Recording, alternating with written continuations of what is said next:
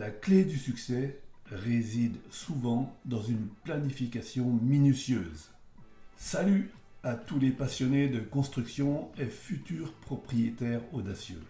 Dans ce module essentiel, nous allons voir comment une bonne planification est la clé pour réaliser votre rêve d'une maison unique tout en maîtrisant votre projet.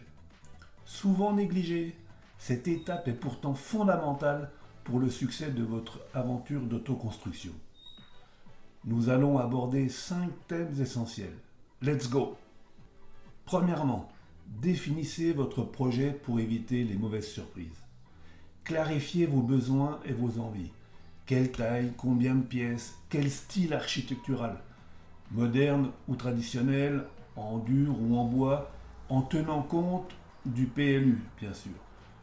N'oubliez pas les fonctionnalités spécifiques, comme un bureau ou un atelier.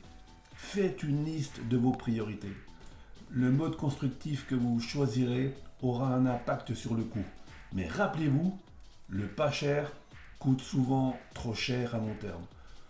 Pour organiser tout ça, des outils comme Asana ou Edrawmind peuvent vous aider à créer un plan d'action ou une carte mentale.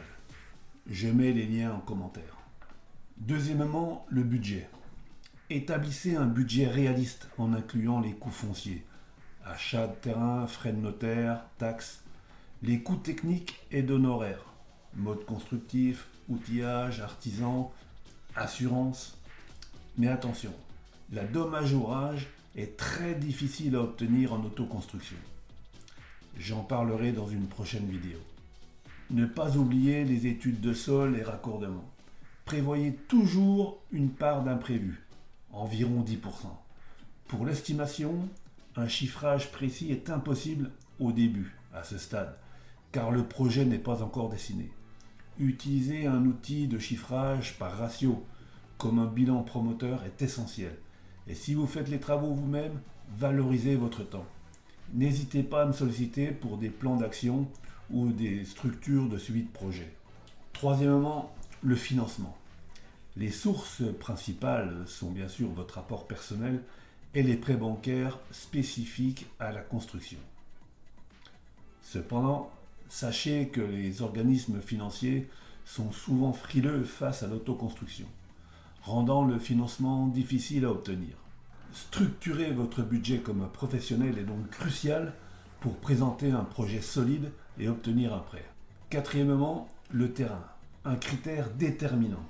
Pensez localisation, proximité, commodité, environnement, topographie, un terrain plat et facile d'accès et réduit les aménagements. Et viabilisation, présence des réseaux ou coût des raccordements. La nature du sol est primordiale car elle influence le type de fondation et donc les coûts. Par exemple, un radier est plus cher que des semelles filantes. L'étude de sol G1 est obligatoire à la vente d'un terrain et vous donnera ses précisions. N'oubliez pas l'orientation de la construction qui impacte l'ensoleillement et le besoin en chauffage, le B-bio. Le prix du terrain peut représenter jusqu'à 50% du budget total en autoconstruction. Cinquièmement, le permis de construire et les plans. Il est généralement obligatoire pour les constructions neuves de plus de 20 mètres carrés et jusqu'à 150 mètres carrés sans architecte. Le dossier est complexe, plan, formulaire CERFA, études thermiques, et nécessite souvent l'aide d'un professionnel compétent. Je peux vous aider si votre projet fait moins de 150 mètres carrés. Une fois accordé, affichez-le sur votre terrain pour purger le recours des tiers. Ce permis est crucial car il définit le mode constructif et la performance énergétique. Respectez-le scrupuleusement. À la fin des travaux, vous devrez faire une déclaration d'achèvement et de conformité.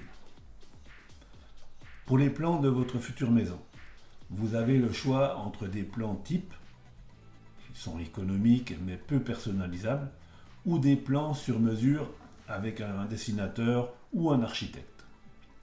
Plus coûteux mais adapté. L'architecte est obligatoire au-delà de 150 mètres carrés.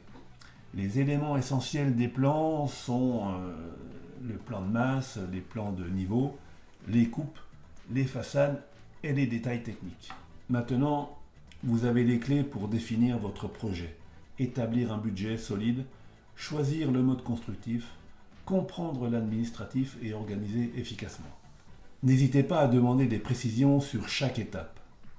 Dans le prochain module, nous verrons comment préparer votre parcelle.